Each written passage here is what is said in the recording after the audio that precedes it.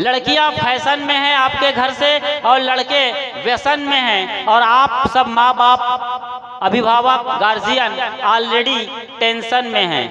लड़के व्यसन में, लड़कियां फैशन में, तो आप सब टेंशन में हैं। तो सही तरीके से नियोजन करना सीखिए, पैसा बचाना सीखिए, सही जगह पर पैसा लगाइए, सही चीज़ खाइए और सही चीज़ अपने शरीर के लिए इस्तेमाल करिए, और उन्हीं में से कुछ पैसे बचाकर दान दक्षिणा करिए। जैसे कि अभी गद्दे की बात चल रही थी, तो उसी पैसे से अब सब होने वाला है। आश्रम का पिलर अभी खड़ा हुआ दिख रहा है आधा अधूरा, काफ़ी बड़ा कुछ होने वाला है। यहाँ भी आपको पैसा लगाना है, उसी से वही पैसा लगाना है जो आप लोग कहीं ना कहीं बर्बाद कर देते हैं, गुटखा खा के थूक कर, बीड़ी सिगरेट के धुएं में जलाकर, और दारू के बोतल में कुछ लोग चले जाते हैं तो नाली किनारे पड़े रह जाते हैं। तो हेल्थ, वेल्थ, और तीसरी सबसे बड़ी बात है वो है सेल्फ। ये सेल्फ क्या है? सेल्फ मतलब होता है स्वयं, खुद। आज हम खुद को ही नहीं जान रहे हैं, बाकी पूरी दुनिया को जानने के लिए हमने तमाम संसाधन जुटा लिए हैं। गूगल गुरु आ गया है, गूगल में जो भी वॉइस टाइपिंग करिए या चैट जीपीटी में, वो सारा कुछ बता देता है, लेकिन आपको ये नहीं बताता है कि आप कौन हैं। आपकी समस्या को बताएगा, सुलझाएगा कुछ हद तक, लेकिन आप कौन हैं जो इस जगत में भटक गए हैं ही काफ़ी है यदि हम समझना चाहें। निर्णय शब्द बड़ा प्यारा शब्द है। जब तक हम किसी निर्णय पर, नतीजे पर न पहुँचे, जिंदगी बेकार जा रही होती है। आपको अपनी जिंदगी में खुद का समाधान ढूंढना है, इसके बगैर कोई चारा नहीं आपके सुख और आनंद का।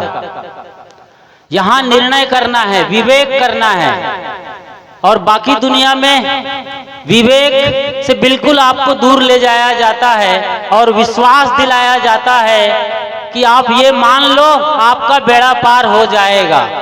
पूरा प्रमाण इसका हर जगह मौजूद है, आप देखते हैं, समझते हैं, लेकिन विवेक और निर्णय पर ठहर नहीं पाते, इसीलिए जीवन में लगातार दुख बना हुआ है। मैं 3 तरह के आपके दुखों का यहाँ पर जिक्र कर रहा हूँ। पहला है हेल्थ, दूसरा है वेल्थ, और तीसरा है सेल्फ। हेल्थ, वेल्थ और सेल्फ। हेल्थ मतलब होता है स्वास्थ्य, और स्वास्थ्य में क्या गजब का शब्द है। तबीयत जब खुश हो जाती है, तबीयत मस्त है, शरीर से फिट और एक्टिव हैं, तो इसे कहा जाता है आप हेल्दी हैं, हेल्थ अच्छा है, मतलब स्वास्थ्य अच्छा है। स्वास्थ्य मतलब एक ही चीज को इशारा कर रहा है जो निर्णय पर लेके जाएगा। आप गौर करिए और सही तरीके से समझिए कि स्वास्थ्य भी वहीं लेके जा रहा है जहां आपका परम आनंद है। स्वास्थ्य, स्व में स्थित होना, स्वयं में स्थित होना। यहाँ पर हम शरीर के तबीयत को देखते हैं तो आज हर घर में तीसरा आदमी बीमार है। बच्चे अभी बचपन से ही जंक फूड खा रहे हैं बाजार के। Factory food is equal to dead food. और आप सारे लोग अच्छे खासे पढ़े लिखे वाले हैं, नौकरी करते हैं, सैलरी लेते हैं, बावजूद इसके आपके घर के बच्चे बचपन से ही बीमार नजर आ रहे हैं। आप जंक फूड खिला रहे हैं, कचरा खिला रहे हैं, और बाकी जगह देखते हैं तो पेस्टिसाइड और फर्टिलाइजर हम खा रहे हैं, दवाइयों का जबरदस्त प्रयोग हो रहा है। इस जमाने में हम कचरा खा रहे हैं, शरीर कचरा होता जा रहा है। शरीर बिगड़ा तो मन बिगड़ा, और मन बिगड़ा तो फिर आपकी गति मुक्ति बहुत दूर हो जाती है जब तक समझ आती है। तो पहली चीज जो करना है वो शरीर को सुधारना है। जितना हो सके हमें प्रकृति के साथ जीना है। प्रकृति माता जो देती है, यानी धरती माता, मदर नेचर जो दे रही है फल फूल साग सब्जी प्योर क्योर, उसको धोकर पोंछ कर कम प्रोसेसिंग के साथ हमें खाना चाहिए। आज हम लोग सब्जी में पानी, माफ करिए, पानी में हमें सब्जी बनाना चाहिए, लेकिन उल्टा हो रहा है। हम लोग तेल डाल डाल करके तेल में पकाए जा रहे हैं। मैं नागपुर महाराष्ट्र में रह रहा हूं, तो मैंने देखा है कि वहां पर 15 किलो बैगन में 1 तीन तेल डाल दिया जाता है, कढ़ाई भर दी जाती है, छलछलाता रहता है, पत्तल भी लाल लाल दिख रहा है, खाने वाले के हाथ भी लाल लाल है, ओट भी लाल लाल है, मिर्च भी ज्यादा खाते हैं वहां के लोग, तो तेल में पकाया जा रहा है। ऐसी बहुत सारी बातें हैं जिनके चलते हमारा हेल्थ का ग्राफ लगातार डाउन होता जा रहा है और भारत हमारा देश बीमारों की सूची में अव्वल नंबर पर आ रहा है। बहुत सारे हॉस्पिटल खड़े हो रहे हैं, डॉक्टर लगातार बन रहे हैं लोग, और फिर भी कोई काबू नहीं हो रहा है। तो पहला, हमारा हेल्थ लगातार बिगड़ता जा रहा है। जब तक प्राकृतिक जीवन नहीं जिएंगे, इससे हमें कोई नहीं बचा सकता है। दूसरा है वेल्थ, मतलब धन, रुपये पैसे। आज लोग अनाप शनाप तरीके से बहुत कमा रहे हैं, कुछ लोग अच्छे तरीके से कमाते हैं, लेकिन पैसे का नियोजन कैसे करना है ये बिरले बिरले को पता है। जबकि पूरी दुनिया को आज से 625 बरस पहले सदगुरु ने बताया था कि पैसे का नियोजन कैसे करना चाहिए। सबसे बड़े अर्थशास्त्री हैं सदगुरु कबीर साहब, जिन्होंने बताया था, साईं इतना दीजिए जावे कुटुंब समाए, मैं भी भूखा ना रहूं साधु ना भूखा जाए। ये फार्मूला को बाद में करीब 200 साल बाद, 300 साल बाद कार्ल मार्क्स ने सीखा था। कार्ल मार्क्स जो साम्यवाद के जनक कहे जाते हैं, उसके पहले ही साम्यवाद की जबरदस्त स्थापना सदगुरु कबीर साहब कर चुके थे। तो इस तरीके से हम देख रहे हैं, पैसा कमाना बहुत आसान है, लेकिन पैसा बचाना उससे भी बड़ा काम है। ये हमें सीखना चाहिए। बिला वजह की फालतू शानो शौकत की चीजों में हमारा पैसा नालियों में पानी की तरीके से बह रहा है। लड़कियां फैशन में हैं आपके घर से, और लड़के व्यसन में हैं, और आप सब माँ बाप, अभिभावक, गार्जियन ऑलरेडी टेंशन में हैं।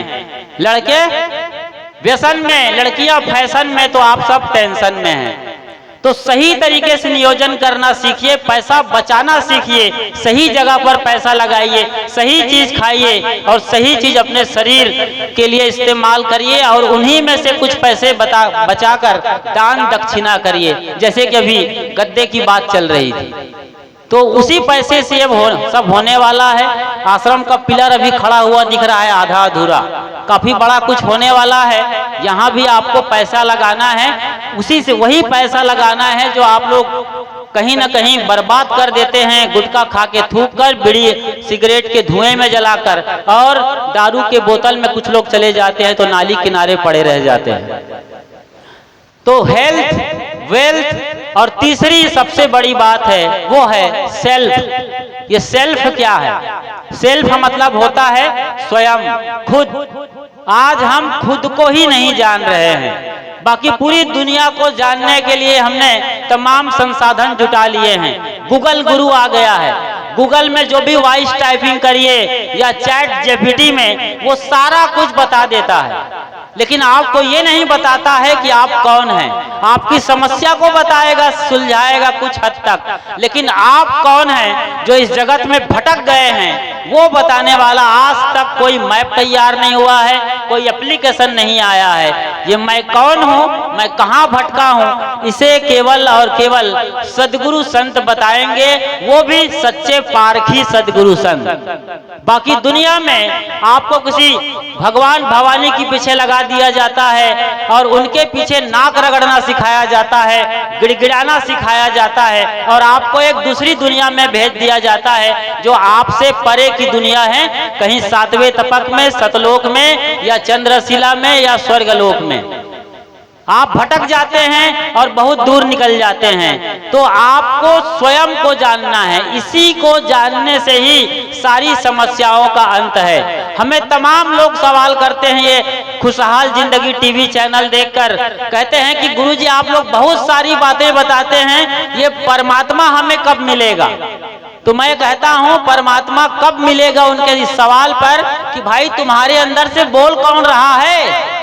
यदि वही निकल जाए तो आप तो माटी के ढेले हो जाते हो, एक जिंदा लाश जिसमें कोई चेतना नहीं है, खून गर्म है, सांस भी बंद हो गई है, लेकिन आप न तो बोलते हो न डोलते हो। बोलने वाला कौन है? उसकी फिक्र क्यों नहीं कर रहे हैं आप? अपने भीतर आत्मा के होते होते, चेतना के होते होते भी हम नहीं जानते कि हम कौन हैं, और उसी चेतना की ताकत से पूछ रहे हैं कि परमात्मा कब मिलेगा। ये यहाँ बैठे भी तमाम लोगों का सवाल है। यहाँ जब तक सुनते हैं कुछ थोड़ा मोड़ा ज्ञान चढ़ता है, बाकी सब उतर जाता है जब दुर्गा के सामने निकलते हैं। आप कबीर अयोध्या पहुंच जाते हैं प्राण प्रतिष्ठा के नाम पर, और कभी चले जाते हैं तिरुपति बालाजी, जहां खबर आती है कि लड्डू में मांस और चर्बी मिलाई गई है, मछली का तेल मिलाया गया है, या कहीं पर कोई दरबार लगाकर आपके कच्चा चिट्ठा पड़ रहा होता है, तो सब पारक ज्ञान हवा हो जाता है। क्योंकि चमत्कार को नमस्कार करने की दुनिया है। हमें सस्ता सौदा पसंद है, इसीलिए हम सत्य को जान नहीं पाते हैं। ये बात जाते जाते मैं इसलिए थोड़ा जोरदार ढंग से कहना चाहता हूँ ताकि हम समझ सके। हम भारतवासी कथा कहानियों में जीवन की शुरुआत करते हैं, नाना नानी दादा दादी से कथा सुनते हैं, कहानियां सुनते हुए बड़े हुए हैं। और आज भी हम, जबकि हम 75 साल के, 80 साल के, 60-40 साल के हैं, शरीर बड़ा हो गया है, हमारी जो जहन है, दिमाग है, दिल है, वो बड़ा नहीं हुआ है, और इसीलिए हम आज भी बच्चे बने हुए हैं और कथा कहानियों में उलझे रहते हैं, भूत भवानी भगवान के। और जहां भी ये लगा पता चलता है कि सांत्वना मिल रही है, फोकट में इलाज हो रहा है, फोकट में मुक्ति मिल रही है, सारे दुखों का अंत होने वाला कोई बाबा आया है, भभूत दे रहा है, पानी दे रहा है, ऐसे बाबाओं की कमी नहीं है। आपके चैनल में आने वाले बड़े बड़े गुरु ये फोकट में ज्ञान बांट रहे हैं, और आप टीवी खोल के दिन रात उन्हें देखते रहते हैं। एक बाबा ये नुस्खा भी बांट रहा है चैनल में आकर, आचार्य अनिरुद्ध नाम है उनका। वो कहते हैं कि गाय को आप चारा खिलाइए, उसके साथ गेहूं खिला दीजिए, उस गाय के गोबर से जब गेहूं के दाने निकल जाएंगे, उनको इकट्ठा करिए, धो लीजिए, सुखा लीजिए, जब वो सारे गेहूं के दाने सूख जाएंगे तो आटा बनवाइए, और उस आटे की रोटी को यदि कोई बांझ औरत जो कई साल से पुत्र के लिए, पुत्री के लिए भटक रही है, कोख नहीं खुल रहा है, उसके कोख खुल जाएंगे और वो माँ बन जाएगी। ये वो दावे के साथ चैनल में आके बोल रहे हैं। कोई पूछने वाला नहीं है कि इसके पीछे साइंस क्या है, कहाँ लिखा है, कोई प्रमाण है क्या? आपने ही अपने बच्चों को, वो शादीशुदा संत गुरु कहलाते हैं, क्या आपने खुद इसी तरीके से अपने बच्चों को पैदा किया है? कोई सर्टिफिकेट है, प्रमाण है? ये प्रमाण कौन मांगेगा? यहाँ से मांगा जाएगा, श्री कबीर निर्णय मंदिर बुरहानपुर से, और कहीं कोई मांगने वाला नहीं है। जब मोदी साहब खुद बोलते हैं कि मैंने रामेश्वरम की यात्रा की, यहाँ गया वहाँ गया, उपवास रहा, नारियल पानी पिया, और आज मैं इस दशा में हूँ कि ये काले पत्थर जो खड़े हैं, 5 बरस के रामलला, इन पर हम प्राण प्रतिष्ठा कर रहे हैं। तो क्या रामलला वहाँ धनुष बाण लेके घूम रहे हैं अयोध्या में? क्या सरयू में नहाने जाते हैं? कभी मिले रास्ते में? मिल जाए तो बताइएगा, आपको हम Guinness book of world record की ओर से बहुत बड़ा इनाम, अरे नोबेल प्राइज दिलवा देंगे यदि कोई सबूत पेश कर दे कि रामलला मिल गए हैं कहीं रास्ते में। तो प्रमाण कहीं नहीं देते हैं, बेसिर पैर की बातें करते हैं। एक और बड़ा प्रमाण मैं देता हूं, उसके बाद विदा लेता हूं इस मंच से। वो बहुत बड़ा प्रमाण है, यदि आप समझ सकें कि सचमुच में निर्णय करना क्या होता है, पारक सिद्धांत क्या होता है, तो हर जगह उदाहरण मौजूद हैं। एक बाबा हैं, यहीं एमपी के सीहोर से आते हैं, प्रदीप मिश्रा जी नाम है। उनका कहना है कि 1 लोटा जल सभी समस्याओं का हल। बहुत सस्ता सौदा है, और आप भी लग जाते। तमाम कबीरपंथी बच्चे लग गए, बिहार से, यूपी से, छत्तीसगढ़, मध्य प्रदेश के इलाकों में उनका अड्डा ही चलता है। बड़े बड़े पंडाल लगते हैं। एक जोरदार और प्रामाणिक घटना सुना रहा हूं, आंखों देखी, आपको समझ में आएगा कि अपन किस तरीके से भटक गए हैं और हमें कहां रुकना चाहिए। तो प्रदीप मिश्रा जी कहते हैं 1 लोटा जल सभी समस्याओं का हल। रोज शिवलिंगी पर जाके पानी ढालो, और जो भी समस्याएं, सुख दुख, भैंस नहीं ब्याह रही है तो, और घर नहीं बन रहा हो तो, कैंसर हो तो, सब खत्म हो जाएगा। चलिए, अब उनका ही प्रमाण, मतलब उनकी ही दवाई, उनकी ही गोली उनको खिलाते हैं। इसी बरस की बात है, होली के दिन की बात है, सीहोर या बैतूल में रथ यात्रा निकली थी उनकी। स्वयं वो रथ पर बैठे हैं प्रदीप मिश्रा जी।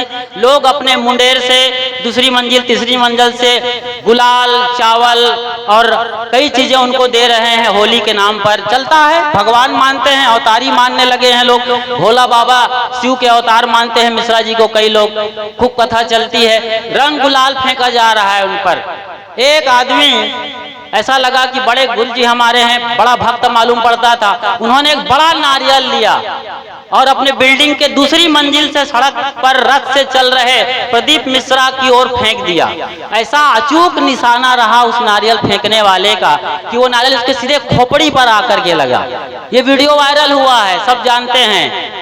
और जैसे ही खोपड़ी पर लगा, वो माथा पकड़ करके इशारा किया, वो नारियल अभी अभी मेरे को लगा है। और अब वो थोड़ा गस खाने लगे, बेहोश होने लगे। बेहोश होने के पहले 1 मिनट का पूरा टाइम था। उनके सामने कलश में जल भरा हुआ था, दिया जल रहा था, आम के पत्ते लगे थे। वो चाहता तो 1 लोटा जल सभी समस्याओं का हल अपनी खोपड़ी में सारा घड़ा डाल सकता था, इतना मौका था। लेकिन ऐसा कुछ नहीं किया। उनके सारे भगत बेवकूफ ये सारा नजारा देख रहे थे, लेकिन किसी की हिम्मत नहीं हुई कि ये लोटा भर जल या मिट्टी के उस घड़े का जल उनकी खोपड़ी पर डाल के अपने गुरु को बचा ले। न बचाया जा सका। आखिर में उनको तुरंत जब वो बेहोश हो गए तो हॉस्पिटलाइज्ड किया गया। पड़े रहे हफ्तों हॉस्पिटल के अंदर। और उनकी डॉक्टरों ने कहा, बाबा तुम अपनी सारी कथा रद्द करो, कैंसिल करो प्लान। और कई महीने तक उनके कथा सब चौपट हो गए। समझ रहे हैं चीज? चैनल में आते हैं, राष्ट्रीय गुरु कहलाते हैं, राष्ट्रीय संत कहला रहे हैं, और फोकट का 2 कौड़ी का कचरा ज्ञान बांट रहे हैं। क्यों? क्योंकि आप लोग यही चाहते हो, सस्ता गुरु चाहते हो, सांत्वना चाहते हो, सत्य नहीं चाहते हैं। तो सत्य जानने के लिए तैयार होइए, उन्मुख होइए और कलेजा बड़ा करिए और सच्चे गुरु संतों के शरणों में आकर के अपना कल्याण करिए। तो हेल्थ मजबूत करिए प्रकृति के साथ, वेल्थ मजबूत करिए सच्ची समझ के साथ, और सेल्फ को जानिए सच्चे गुरु के दरबार में आकर। बोलिए सच्चे दरबार की, आचार्य राम स्वरूप साहेब की, सदगुरु अभिलाष साहेब की। और चलते चलते पूज्य श्री बना साहेब का आभार और अभिनंदन, जो एक बढ़िया खनकती आवाज के मालिक हैं। जादुई उनकी कहानियां होती हैं, सबको हंसाते रहते हैं। और हमें भी मौका मिला उनके जरिए आपके भीतर बैठे उस परम सत्य परमात्मा को प्रणाम। साहेब बंदगी साहेब। इस कवि निर्णय के वर्तमान आचार्य सदगुरु श्री महान साहब जी, इस संगति को सुगति देने वाले हमारे परम आदरणीय श्री बना साहब जी, मंच पर उपस्थित सभी वीतराग गुरुजन, सुदूर से पधारे सत्संगी बंधुओं, भक्तमती माताएं बहनें, अभी आप लोग अनेकों महापुरुषों के विचारों को जीवन के अनेकों पहलुओं पर सुन रहे थे। सज्जनों, आप थोड़ा चिंतन करें। जब से आदमी सुबह से उठता है और शाम तक, जब तक अपने बिस्तरे तक जाता है, और जाता भी कैसे है, जब ये थक जाता है। इस संसार में बिना कारण के कोई कार्य नहीं होता है। इस प्रकृति की एक सुंदर व्यवस्था है। आप लोगों ने अभी सुना कि आदमी वासनाओं से बंधा है, आदमी भ्रम पाखंड से बंधा है, आदमी कामनाओं से बंधा है, पशु पक्षी नहीं बंधे हैं। क्योंकि सज्जनों, आदमी की समझ में जब तक ये बात नहीं आएगी कि प्रकृति की व्यवस्था क्या है, बिना कारण के कभी कोई कार्य नहीं हो सकता है। और आदमी जितना समझदार है, इसके इतर दूसरा प्राणी कोई समझदार भी नहीं है। आप जरा विचार करें, आदमी भगवान का सहारा क्यों लेता है? सदगुरु कबीर साहब के दृष्टिकोण में केवल दो ही बंधन है जिसमें पूरा संसार बंधा हुआ है। एक बंधन है खानी जाल का बंधन, जिसे हम लोग वासनात्मक नाम से जानते हैं। दूसरा बंधन बानी जाल का बंधन है, जिसे हम ईश्वर परमात्मा अपने से परे कोई भी शक्ति का अपने आप पर आरूढ़ करके मान लेते हैं और उसकी स्तुति प्रार्थना करते हैं, उससे सुख संपत्ति चाहते हैं। ऐसा क्यों? ऐसा किस लिए? सदगुरु श्री पूर्ण साहब जी ने शब्द 63 की व्याख्या करते समय इस बात को खोला है। साहब कहते हैं जब खानी जाल का दुख इतना चढ़ जाता आदमी के ऊपर, उसे आर पार कुछ नहीं सूझता है और ये सोचता है जो मैं चाहता हूं होता ही नहीं है। यहां आकर के इसकी बुद्धि ब्रेक लेती है। यहां आकर के आदमी अपने को सरेंडर करता है, दूसरे को, अपनी शक्ति सामर्थ्य को भूल जाता है और फिर ये कल्पना पर सवार होता, फिर सोचता है मेरे बनाए कुछ बनता नहीं, मेरे किए कुछ होता नहीं, ऐसा क्यों हो रहा है, इसका कारण क्या है? तो फिर कारण में सोचता है कोई ऐसी शक्ति है, और उस शक्ति के गुलाम बड़े बड़े पढ़े लिखे डॉक्टर, इंजीनियर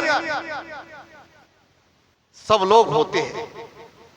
समझ में नहीं आ पाता, क्यों? क्योंकि सब लोग उस रोग से ग्रस्त हैं, रोग की बीमारी को नहीं समझ पा रहा, और आदमी न समझने के कारण एक नई दूसरी बीमारी को जन्म दे देता है, एक मानंदी को जन्म दे देता है, और वह मानंदी उसके पीछे घूमती है। इसलिए सज्जनों, आदमी को अपना विवेक जागृत करना चाहिए।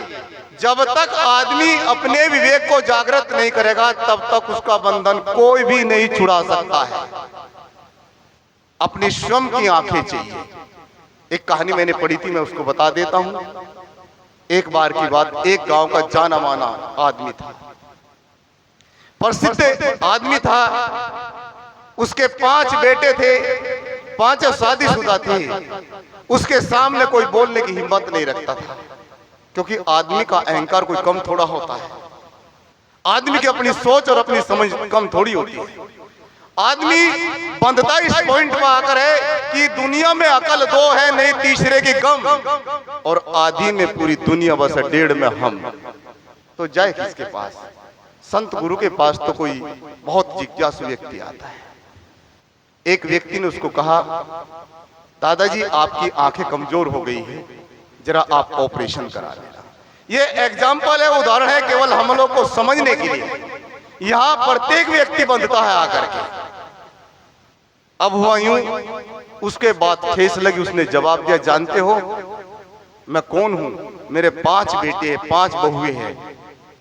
तो कितनी आंखें हो गई 5 बेटों की? 10।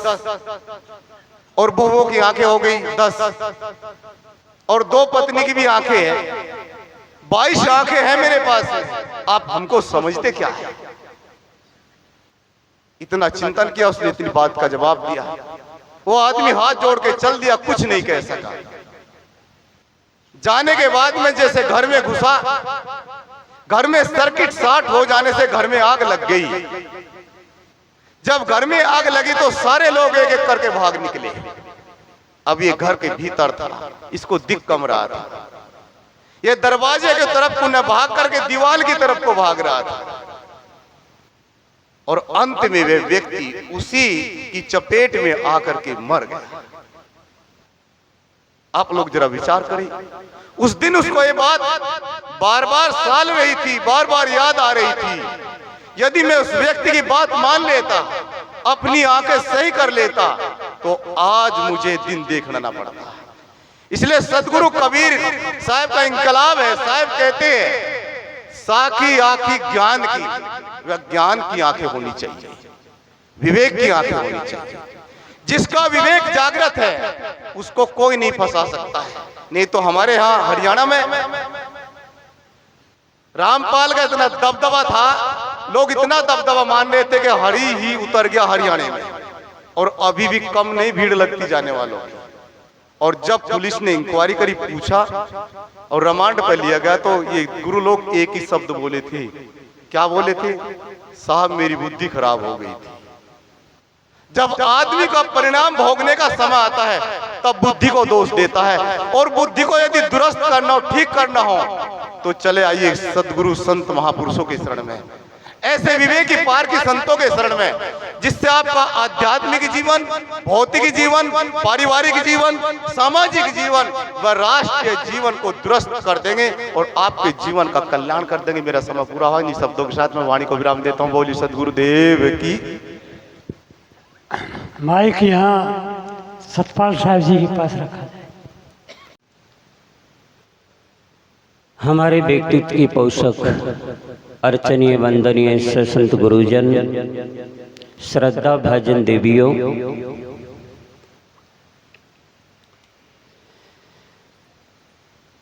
सदगुरु कबीर साहब एक उल्टवासी के माध्यम से क्या हमें बताना चाहता है। सदगुरु कहते हैं, बेटे से ही पथ कटे, चला चली नहीं पार, कबीर उल्टा ज्ञान का कांतक करो विचार। सुनने में तो हमें बहुत बड़ी अजीब लगती है, पर अगर इसकी गहराई में जाएं तो बड़ी विलक्षणता मिलती है हमें। सदगुरु का जो कहने का जो ढंग है, बेटे से ही पथ कटे, अगर आप बैठ जाए तो पथ कट जाता है और चलो तो पार नहीं पा पाते।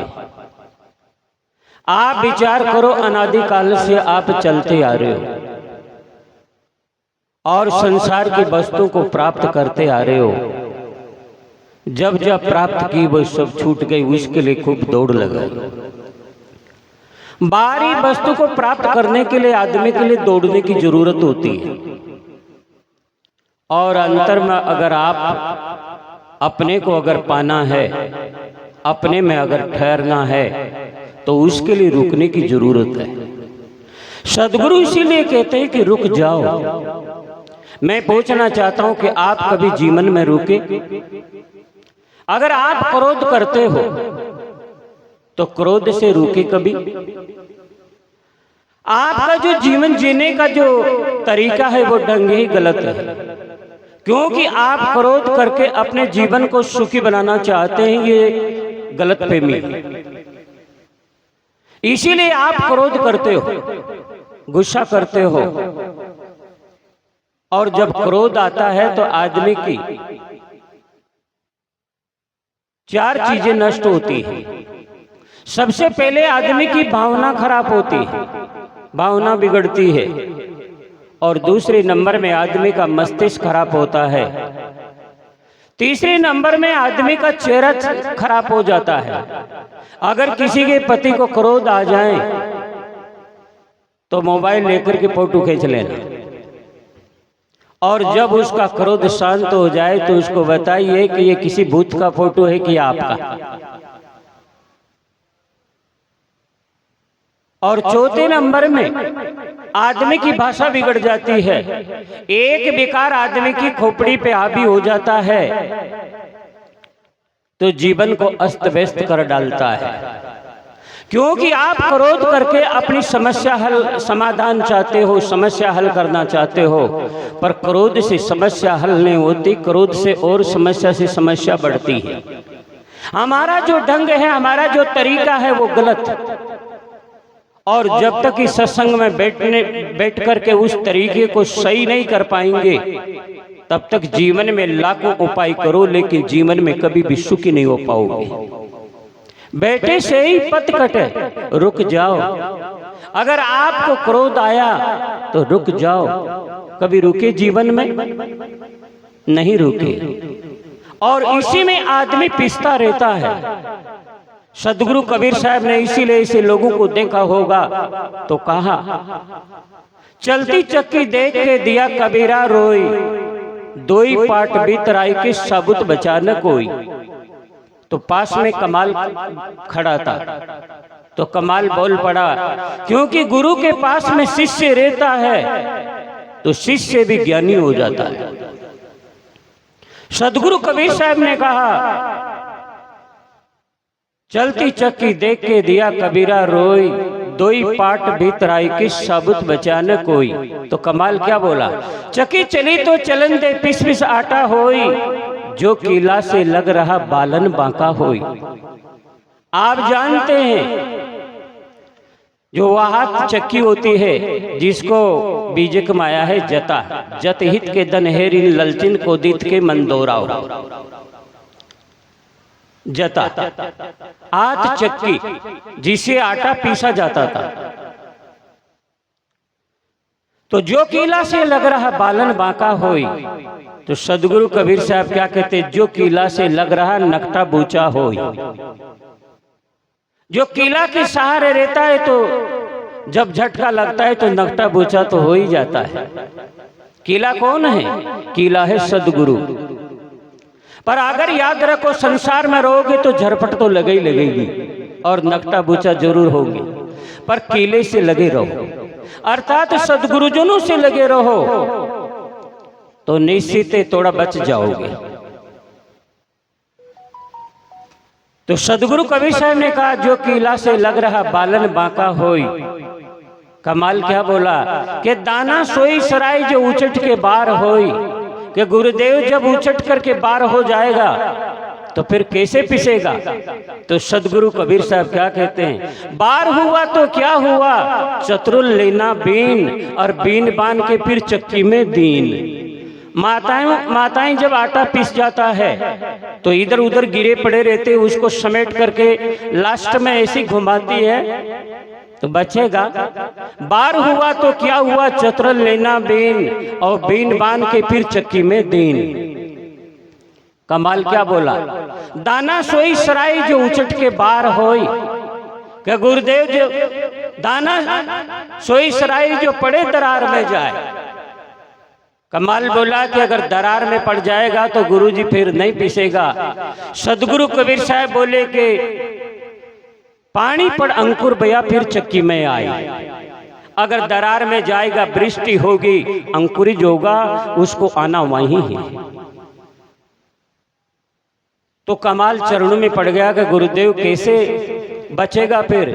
सदगुरु कबीर साहब बोले कि दाना सोई सराय जो अंकुर दीजे भूंज, भुजा हुआ बीज उदय ने अंकुर सूझ। आप इस आश्रम में आते हो, क्रोध को भूनो, ये बीज है। जो अंकुर जो होते हैं, समय संयोग पाकर के परिस्थितियां निर्मित होती, उसमें ये उपस्थित होता है। तो आप उस समय अपने विवेक को साथ में रखिए। इसलिए सदगुरु कबीर साहब कहते हैं कि बेटे से ही पत कटे। आपका जो सफर है अनादिकाल से आप चले आ रहे हो और अपनी मंजिल को खोज रहे हो, चलोगे तो पार नहीं पा पाओगे। और अगर रुक जाओगे, ठहर जाओगे, ठहरो।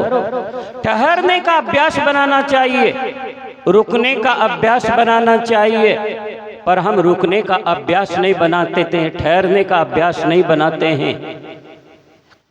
ज्ञान का मतलब ये नहीं कि कोई बहुत बड़ा व्याख्यानदाता बन जाए, कोई वाचस्पति बन जाए, ऐसी बात तो नहीं है।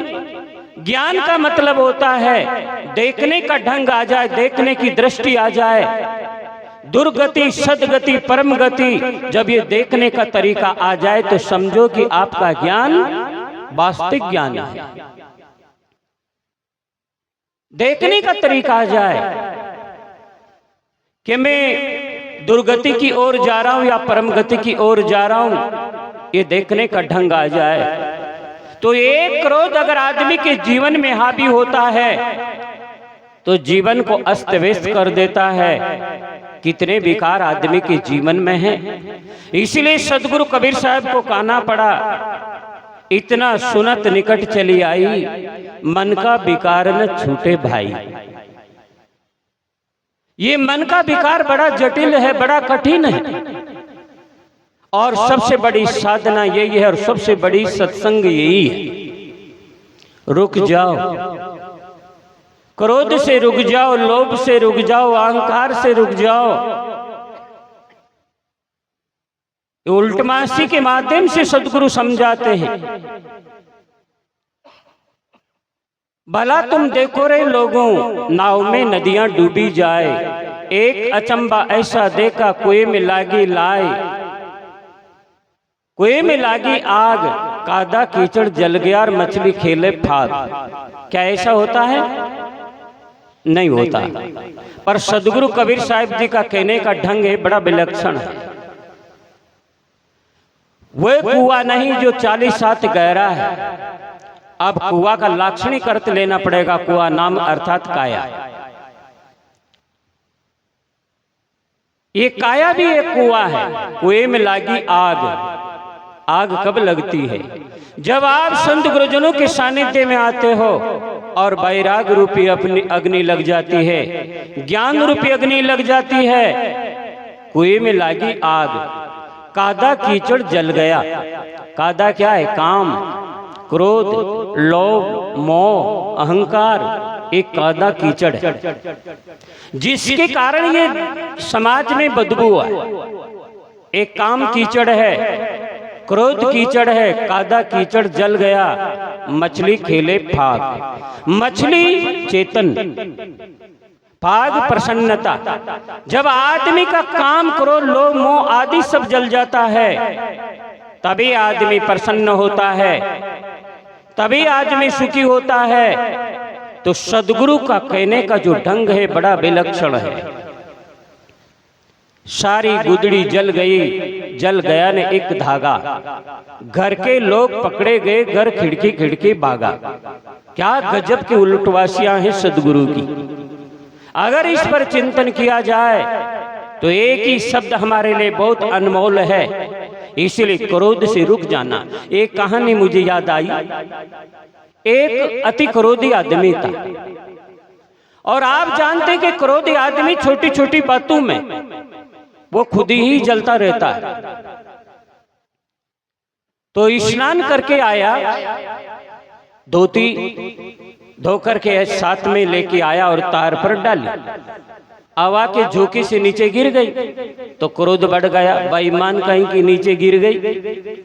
फिर संभाला अपने आप को और फिर धो करके डाला, फिर धोती गिर गई। देखो, क्रोध से समस्या बढ़ती है, क्रोध से समस्या कभी हल नहीं होती। जब नीचे गिर गई तो फिर क्रोध की सीमा और ज्यादा बढ़ गई।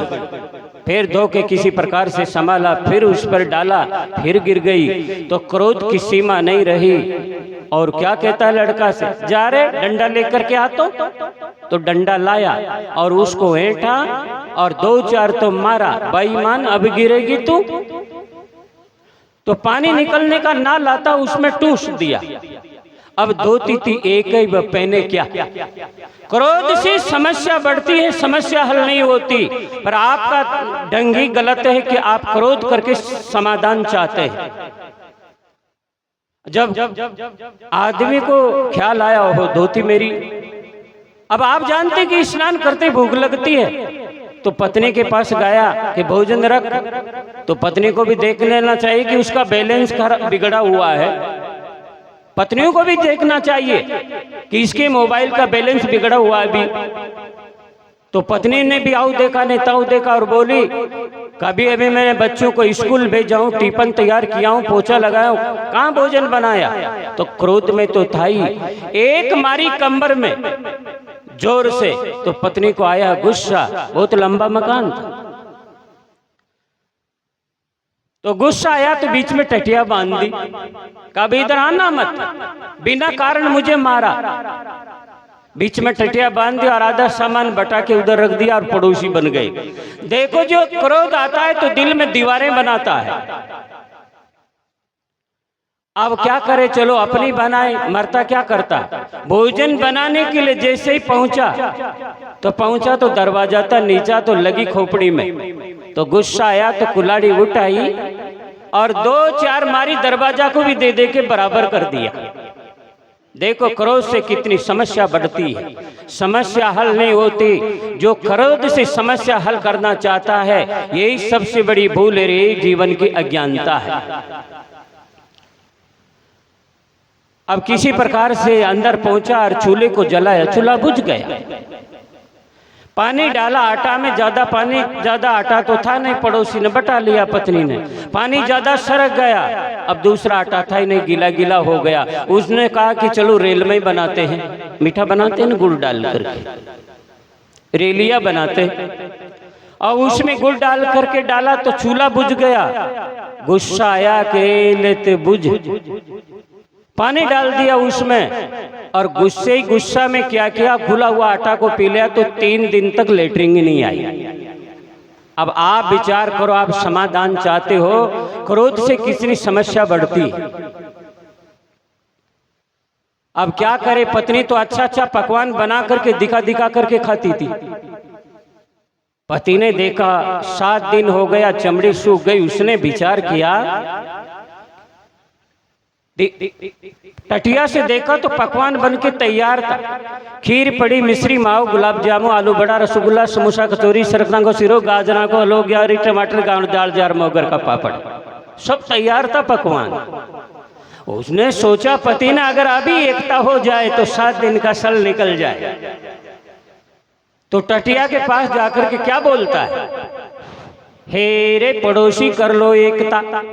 तो भी बेईमान नाम लेकर के नहीं बोल रहा है, गलती खुद की। सबसे बड़ा ईमानदार व्यक्ति वह है जो अपनी अज्ञानता को पहचान ले, अपनी अज्ञानता को स्वीकार कर ले।